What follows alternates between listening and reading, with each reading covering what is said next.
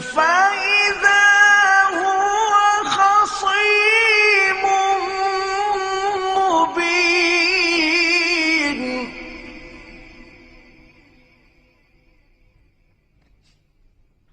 وضرب لنا مثلا ونسي خلقه قال من يحيي العظام وهي رميم